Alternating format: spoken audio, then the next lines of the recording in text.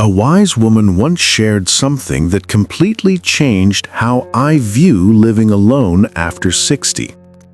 After 40 years of marriage, she said, "I didn't walk away because I stopped loving him. I walked away because I finally started loving myself differently." Those words hit me like lightning because they shattered everything I thought I knew about love, commitment, and what it means to grow old gracefully. Most seniors think choosing to live alone after 60 means giving up on love. But sometimes it's exactly how you rediscover it. Not the desperate, clinging kind of love we might have known in our youth, but the deep, peaceful love that comes with truly knowing yourself. Hi, it's Vernon again. In today's video, I will share 4 heartfelt reasons why this chapter has brought me more peace, purpose, and clarity than any other, and why embracing solitude after 60 isn't loneliness, but a return to wholeness. Whether you're exploring independent living or simply searching for calm in your own company, these reflections might speak to you. If you're ready to explore what it means to find wisdom and freedom in our golden years, hit that like button and subscribe to my channel for more honest conversations about life, love, and aging alone with dignity. Let me start with the most surprising discovery, the one that changed everything. 1. Peace became more precious than company. For 40 years, I lived my life around schedules that weren't my own, conversations that drained my energy, and constant compromise that slowly eroded who I was. Don't misunderstand me. I'm not bitter about those years. They taught me about sacrifice, dedication, and the complexity of human relationships. But somewhere along the way, I forgot what silence felt like when it wasn't filled with tension. Living alone, I discovered that peace isn't the absence of people, it's the presence of harmony. When you've spent decades managing someone else's moods, walking on eggshells around their bad days, or simply existing in the constant hum of another person's energy, you forget how restorative true quiet can be. I remember my first morning alone in my new apartment. I woke up naturally, without an alarm, made my coffee exactly the way I like it, strong, with just a hint of cinnamon, and sat by my window watching the sunrise. No one needed anything from me. No one was waiting for breakfast, wondering about their schedule, or expecting me to manage their day. For the first time in decades, I could just be. The psychological shift was profound. When you're constantly attuned to someone else's emotional weather, you lose touch with your own inner climate. Senior men independence often gets criticized as selfishness, but I've learned it's actually self-preservation. I think of my old friend Helen, who's 63 and made a similar choice last year. When I visited her old neighborhood about a month ago, she told me something that perfectly captured this feeling. Silence used to scare me. Now it protects me. She had been married for 38 years to a man who, while not abusive, was perpetually dissatisfied. Nothing was ever quite right. The house, the food, the plans, even the weather seemed to personally offend him. When she finally moved into her small apartment, she said the first week was terrifying, but by the second week, she hadn't felt anxious in days. By the third week, she was sleeping through the night for the first time in years. The absence of constant, low-level conflict had allowed her nervous system to finally rest. This isn't about giving up on human connection. It's about recognizing that not all company is good company, and sometimes the most loving thing you can do is create space for your own soul to breathe. When you're alone, do you feel lonely or do you feel peaceful? I'd love to hear your honest thoughts in the comments below. As Rumi wisely said, "In your light I learn how to love. In your beauty, how to make poems. You dance inside my chest where no one sees you, but sometimes I do, and that sight becomes this art, this music, this form. Sometimes that light we need to learn from is our own. But peace alone wasn't enough. I had to rediscover who I was beyond the roles I used to play. I found my identity again. Virginia Woolf once wrote, "For most of history, Anonymous was a woman." But I'd expand that to say, for most of long marriages, Anonymous becomes whoever we were before we became half of a couple. After many years of being someone's husband, someone's father, someone's provider and protector, I realized I had no idea who Vernon was when he wasn't performing those roles. Rediscovering purpose in old age meant first rediscovering myself. It's startling how gradually this identity erosion happens. It starts innocently enough. You adjust your sleep schedule to match theirs, change your eating habits to accommodate their preferences, slowly abandon hobbies they don't share or understand.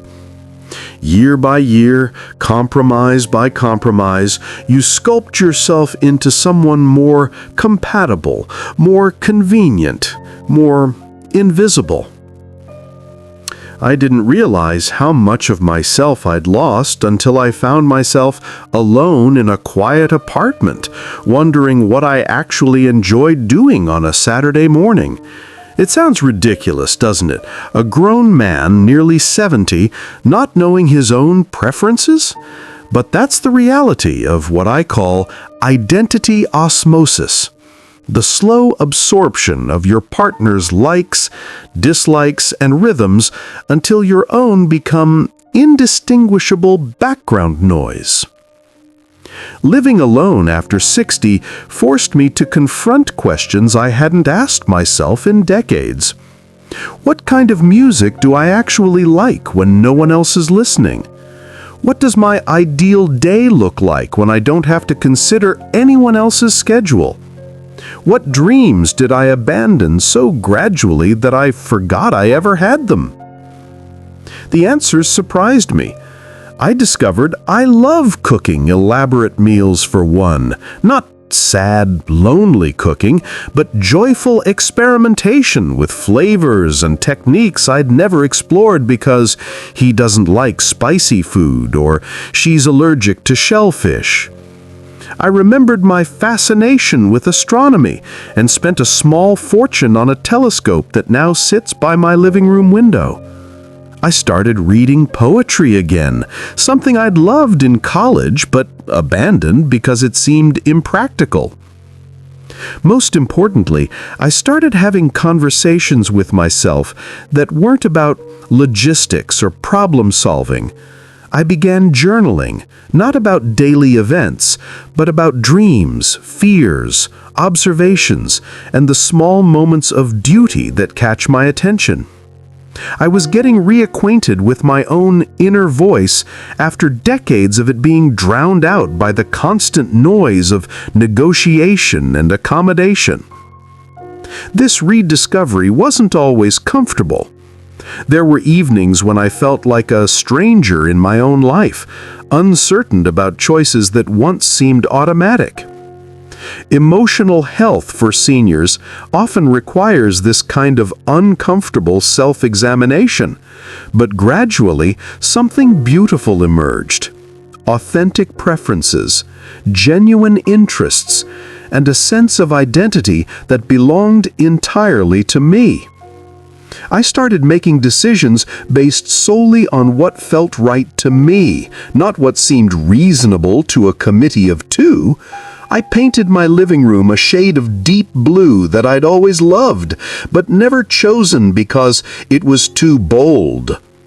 I subscribed to magazines about subjects that fascinated me, regardless of whether anyone else would read them. I planned trips to places I'd always wanted to visit without having to consider someone else's mobility issues or vacation preferences. The psychological freedom was intoxicating. For the first time in decades, I was living an authentic life rather than a negotiated one. And here's the beautiful irony. The more authentic I became, the more interesting I became to others. Old friends started seeking me out, drawn to this version of Vernon, who had opinions, passions, and stories that were entirely his own. This isn't about selfishness, it's about self-recovery. Senior independence tips always focus on practical matters like finances and healthcare, but the most crucial independence is psychological. The freedom to be yourself without compromise or apology. And once I found myself again, something else became clear. I didn't need permission to live fully. 3. Freedom became my love language. I want to tell you about freedom, not the abstract political kind, but the intimate daily freedom that becomes possible when you're accountable only to yourself. Benefits of living alone extend far beyond practical convenience. They touch something deeper in the human spirit. I lived by consensus. Every decision, from what to have for dinner to how to spend weekends, required negotiation, compromise, and often silent resentment. I don't blame anyone for this.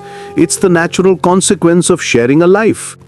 But I underestimated how much energy this constant negotiation was consuming until it stopped. Now, I eat when I'm hungry, sleep when I'm tired, and travel when wanderlust strikes.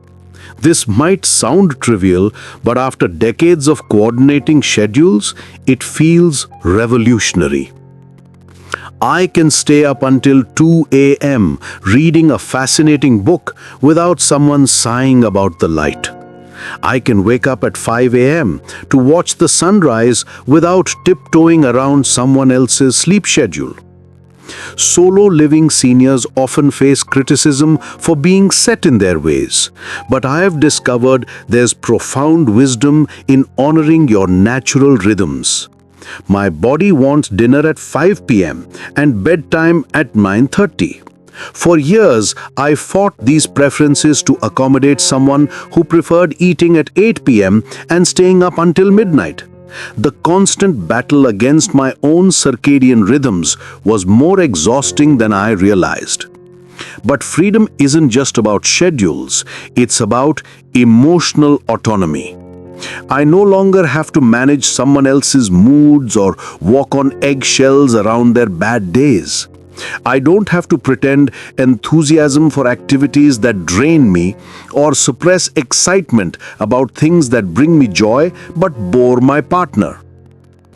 I remember the first time I spontaneously decided to spend an entire Sunday in my pajamas, reading and listening to jazz.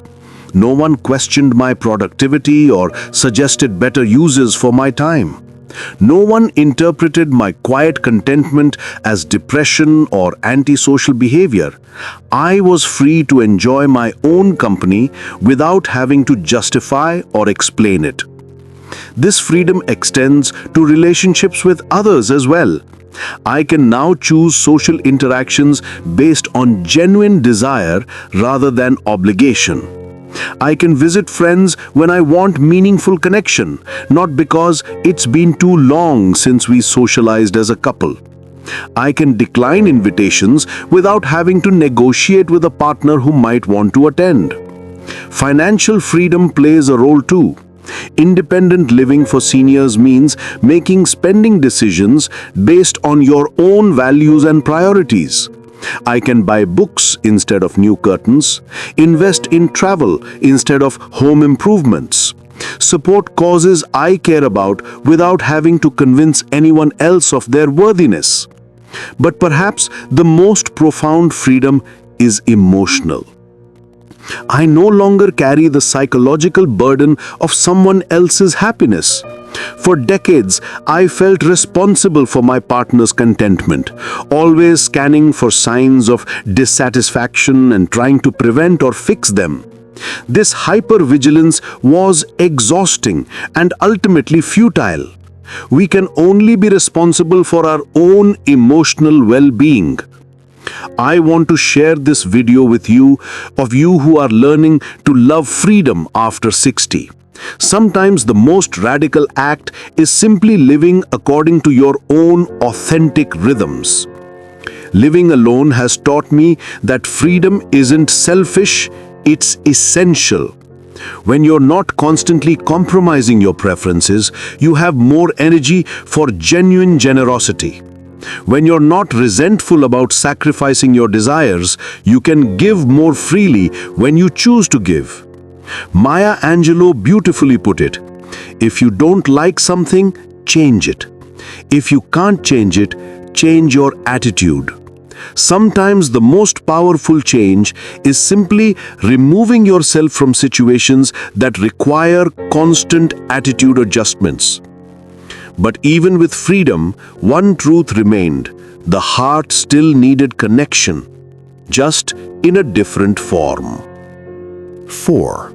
Solitude taught me what real connection means.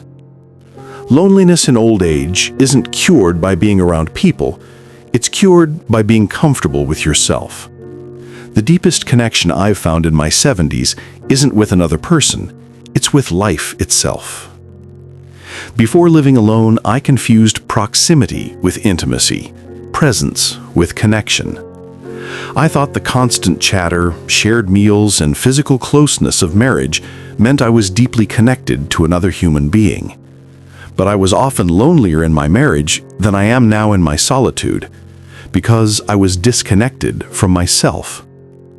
Aging alone has taught me that true connection requires authenticity, and authenticity requires solitude. When you're constantly performing the role of partner, you lose touch with who you are beneath the performance. Only in solitude could I rediscover the person worthy of genuine connection. The quality of my relationships has dramatically improved since I started living alone. When I choose to spend time with friends or family now, I'm fully present because I want to be there, not because I'm supposed to be there. My conversations are more meaningful because I'm not distracted by the dynamics of couplehood or the need to present a united front. Henry David Thoreau understood this when he wrote, "I find it wholesome to be alone the greater part of the time. To be in company, even with the best, is soon wearisome and dissipating." This isn't misanthropy, it's wisdom about the difference between meaningful connection and mere social occupation. My sister Tana learned this lesson after her husband passed away 5 years ago. At first, she was terrified of the silence, filling every moment with television, radio, or phone calls. She mistook noise for life, activity for purpose. But gradually, as the acute grief softened, she discovered something unexpected in the quiet spaces. She started noticing things she'd been too busy to see for decades. The way light moves across her kitchen wall throughout the day, the subtle changes in her garden through the seasons, the rhythm of her own thoughts when they weren't constantly interrupted. She began having what she calls conversations with life itself, moments of profound connection with existence that don't require another person to witness or validate them.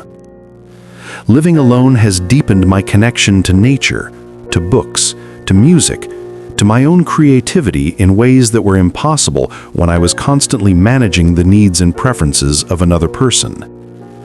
I've discovered that senior empowerment comes not from having someone to share every moment with, but from being present enough to fully experience the moments you're living. The most surprising connection has been with my own mortality. When you live alone, you confront your aging process honestly, without the buffer of shared concerns or the distraction of caring for someone else's health. This might sound morbid, but it's actually liberating. I'm more intentional about how I spend my remaining years because I'm acutely aware they're mine to spend. I've also discovered that solitude enhances rather than diminishes my capacity for empathy. When you're not emotionally drained by constant interpersonal negotiations, you have more emotional bandwidth for genuine compassion. I'm a better friend, a more attentive son, and a more generous community member because I'm not depleted by domestic emotional labor.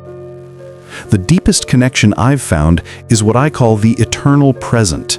Those moments when you're so fully engaged with what you're doing that time disappears. This happens more frequently in solitude because there are fewer interruptions and distractions. Whether I'm reading, cooking, gardening, or simply watching the sunset, I can surrender completely to the experience.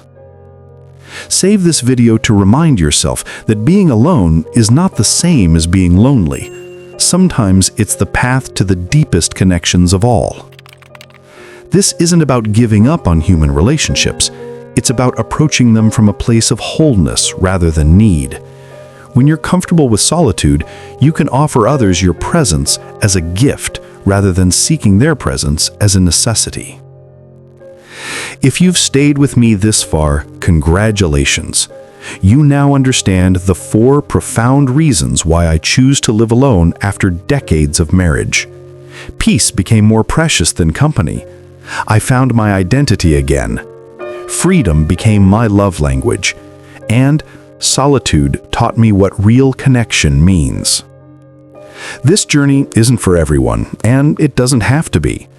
But if you're feeling suffocated by expectations, exhausted by constant compromise, or curious about who you might be if you didn't have to be half of a couple, know that independence after retirement is not just possible, it can be profoundly fulfilling.